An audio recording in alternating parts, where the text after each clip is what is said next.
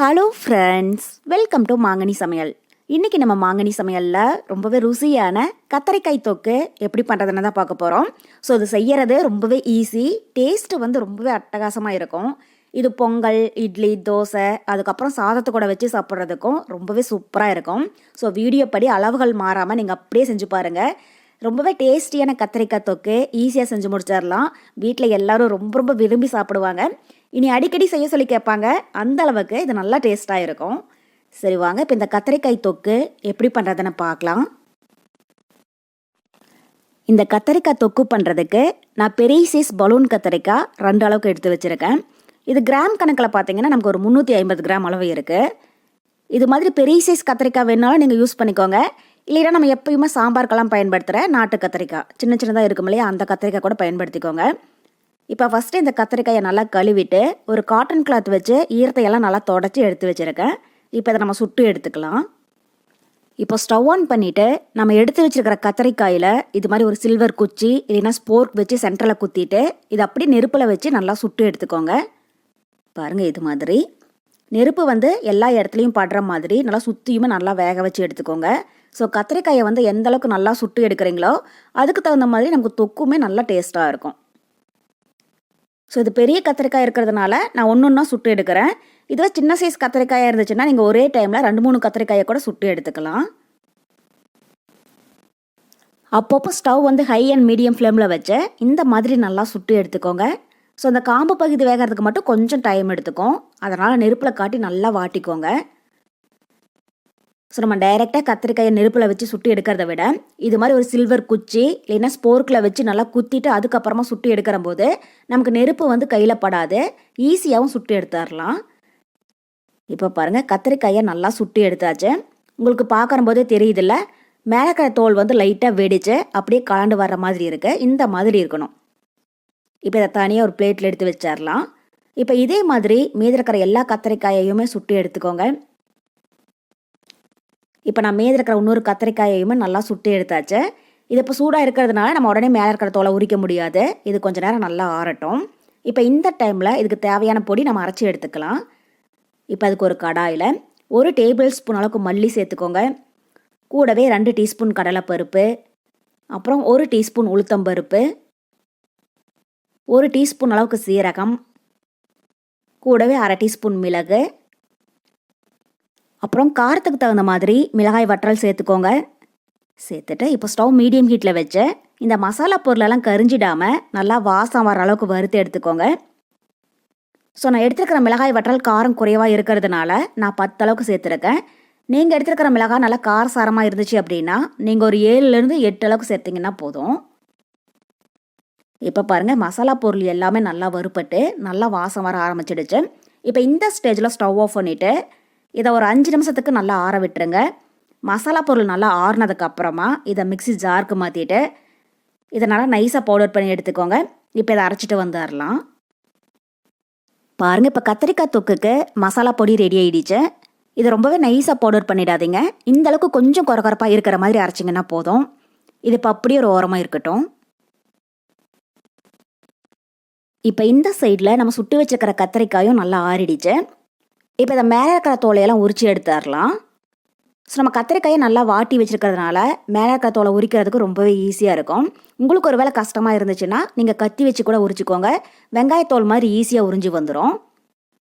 பாருங்கள், இந்த மாதிரி கொஞ்சம் கூட தோல் இல்லாமல் நல்லா உரித்து எடுத்துக்கோங்க. இப்போ தோலையெல்லாம் நல்லா உரிச்சிட்டு அந்த காம்பு பகுதியும் நீக்கிடலாம். இப்போ இதே மாதிரி மீதக்கிற இன்னொரு கத்திரிக்காயுமே தோல் உரித்து எடுத்துக்கோங்க. இப்போ கத்திரிக்காய் எல்லாத்தையுமே தோல் உரித்து எடுத்து வச்சுருக்கேன். இப்போ இதில் சொத்தை ஏதாவது இருக்கான்னு சொல்லி செக் பண்ணி எடுத்துக்கோங்க. ஆல்ரெடி நம்ம சொத்தை இல்லாத கத்திரிக்காயாக தான் எடுத்துருக்கோம். இருந்தாலும் இப்போ ஒரு டைம் நல்லா செக் பண்ணி எடுத்துக்கோங்க. இப்போ இதில் கொஞ்சம் கூட சொத்தை எதுவும் இல்லை. இப்போ இந்த கத்திரிக்காயை கை வச்சு நல்லா சாஃப்டாக மசிச்சு விட்டுறலாம். பாருங்கள், இது மாதிரி மிக்சியில் போட்டு அரைக்கக்கூடாது. இது நல்லா வாட்டி எடுத்துருக்கிறதுனால கத்திரிக்காய் நல்லாவே வெந்திருக்கு. இது மாதிரி கை வச்சு மசிச்சு விட்டிங்கனாலே போதும். ரொம்பவே நைஸாக மசிச்சிடாதீங்க. கொஞ்சம் கொஞ்சம் லைட்டாக காய் அங்கங்கே இருக்கிற மாதிரி பார்த்துக்கோங்க. அப்போ தான் இது சாப்பிட்ற போது வாயில் கடிப்பட்டு நல்லா டேஸ்ட்டாக இருக்கும். இப்போ கத்திரிக்காயை நல்லா மசிச்சு எடுத்தாச்சு. பாருங்கள் இந்த அளவுக்கு மசிச்சிங்கனாலே போதும். இப்போ இது அப்படியே ஒரு ஓரமாக இருக்கட்டும். இப்போ அடுத்தது ஒரு கடாயில் 5லேருந்து 6 டேபிள் ஸ்பூன் அளவுக்கு எண்ணெய் விட்டு சூடுபடுத்திக்கோங்க. இப்போ எண்ணெய் நல்லா சூடானதும் இதில் 1/2 டீஸ்பூன் கடுகு உளுத்தம் பருப்பு சேர்த்துடலாம். ஸோ இந்த கத்திரிக்காய் தொக்குக்கு நம்ம எப்பயும் சேர்க்கறத விட எண்ணெய் கொஞ்சம் கூடுதலாக தேவைப்படும். இப்போ கடுகு பொரிஞ்சதும் இதில் கொஞ்சமாக கருவேப்பிலை, கூடவே 1 கப் அளவுக்கு சின்ன வெங்காயம் நல்லா பொடியாக கட் பண்ணி வச்சுருக்கேன், அதை உள்ள சேர்த்துடலாம். அப்புறம் ஒரு 10 பல் போல் பூண்டு சேர்த்துட்டு இப்போ இந்த வெங்காயமும் பூண்டும் நல்லா பொன்னிறமாகற அளவுக்கு வதக்கிடுங்க. ஸோ சின்ன வெங்காயம் சேர்த்து செய்யும்போது இந்த கத்திரிக்காய் தொக்கு நல்லா டேஸ்ட்டாக இருக்கும். ஒருவேளை உங்ககிட்ட சின்ன வெங்காயம் இல்லை அப்படின்னா மீடியம் சைஸில் 3 பெரிய வெங்காயம் நல்லா பொடியாக கட் பண்ணி சேர்த்துக்கோங்க. பாருங்கள் இப்போ வெங்காயம் நல்லா கண்ணாடி மாதிரி வதங்கிடுச்சு. இப்போ இந்த ஸ்டேஜில் நான் மீடியம் சைஸில் நல்லா பாலமாக 2 தக்காளி பொடியாக கட் பண்ணி வச்சுருக்கேன், அதை உள்ள சேர்த்துடலாம். கூடவே வெங்காயம் தக்காளி வதங்குறதுக்கு கொஞ்சமாக உப்பும் சேர்த்துட்டு இப்போ தக்காளி நல்லா சாஃப்ட் ஆகிற அளவுக்கு வதக்கிடுங்க. இப்போ வெங்காயம் தக்காளி நல்லா சாஃப்டாக வதங்கிடுச்சு. பாருங்கள் இந்த அளவுக்கு நல்லா குழைவாக வதங்கி வந்ததுக்கு அப்புறமா இதில் நம்ம மசிச்சு வச்சுருக்கிற கத்திரிக்காயை உள்ள சேர்த்துடலாம்.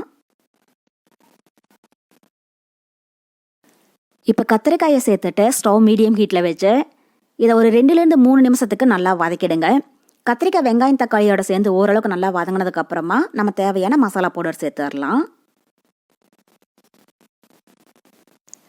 இப்போ கத்தரிக்காய் வெங்காயம் தக்காளியோட சேர்ந்து நல்லா வதங்கி எண்ணெயும் லைட்டாக பிரிஞ்சு வர ஆரம்பிச்சிடுச்சு. இப்போ இந்த ஸ்டேஜில் இதில் ஒரு 1/4 டீஸ்பூன் அளவுக்கு மஞ்சள் தூள் சேர்த்துக்கோங்க. கூடவே நம்ம ஃப்ரெஷ்ஷாக அரைச்சி வச்சுருக்கிற மசாலா பவுடரையும் சேர்த்துடலாம். நம்ம எடுத்துருக்கிற கத்திரிக்காய்க்கும் அரைச்சிருக்க மசாலா பவுடருக்கும் அளவு சரியாக இருக்கும். மீதம் வைக்க வேண்டாம், எல்லா மசாலாவுமே சேர்த்துக்கோங்க. இப்போ இது கூடவே ஒரு 2 பிஞ்ச் அளவுக்கு பெருங்காயத்தூளும் சேர்த்துட்டு இப்போ இந்த மசாலாவுடைய பச்சை வாசனை போகிற அளவுக்கு இதை நல்லா வதக்கிடலாம்.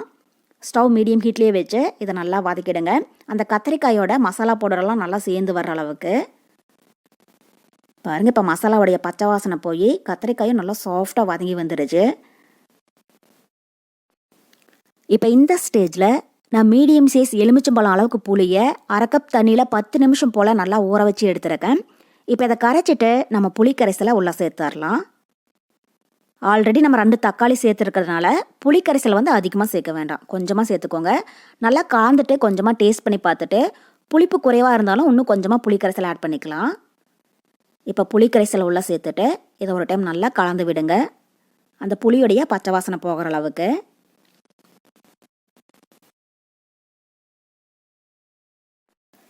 இப்போ ஒரு 2 நிமிஷம் போல் புளியோட பச்சை வாசனை போக நல்லா வதங்கி வந்திருக்கு.